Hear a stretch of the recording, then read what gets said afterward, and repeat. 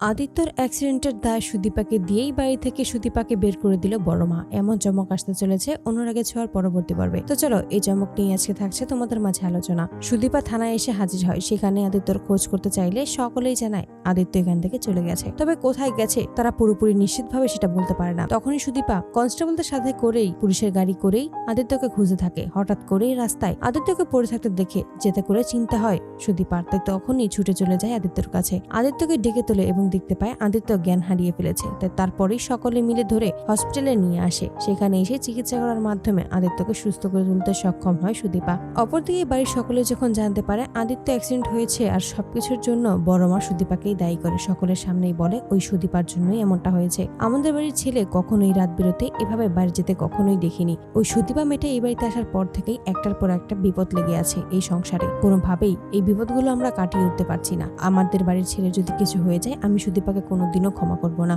সকলে মিলে ছুটে আসে হসপিটালে। সেখান থেকেই আদিত্যকে নিয়েই বাড়ি ফিরে আসে। সুদীপা যখনই বাড়ি ফিরবে ঠিক সেই মুহূর্তেই বড় মা হুঁশিয়ারি দিয়ে জানিয়ে দেয়, খবরদার তুমি এই বাড়ির ভিতরে প্রবেশ করবে না। তুমি এক্ষুনি এই বাড়ি থেকে বেরিয়ে যাবে। তোমার জন্যই আমাদের বাড়ির ছেলের আজকের এই অবস্থা। সবকিছুর জন্য শুধুমাত্র তুমি দায়ী। তুমি নিজেই তো একটা অনাথ। এই পরিবারের মর্ম তুমি কিভাবে বুঝবে সেটা তুমি কোনোদিনও বুঝতে পারবে না। আদিত্যের অ্যাক্সিডেন্টের জন্য শুধুমাত্র তুমি দায়ী। তুমি এই বাড়ি থেকে এক্ষুনি বেরিয়ে যাবে। তো বন্ধুরা তোমাদের কি মনে হয় আদিত্যের অ্যাক্সিডেন্টের দায় কি সত্যি সুদীপার উপর দেবে বড় মা এবং সত্যিই কি সুদীপাকে বাড়ি থেকে বের করে দেবে, নাকি আদিত্য শেষ অবধি বড় মাকে আটকে দেবে, নাকি সমস্তরা সত্যিরা বলবে যে সুদীপার সত্যিই কোনো দোষ নেই? তোমাদের মতামতটি অবশ্যই আমাদেরকে জানিয়ে যাবে। ধন্যবাদ।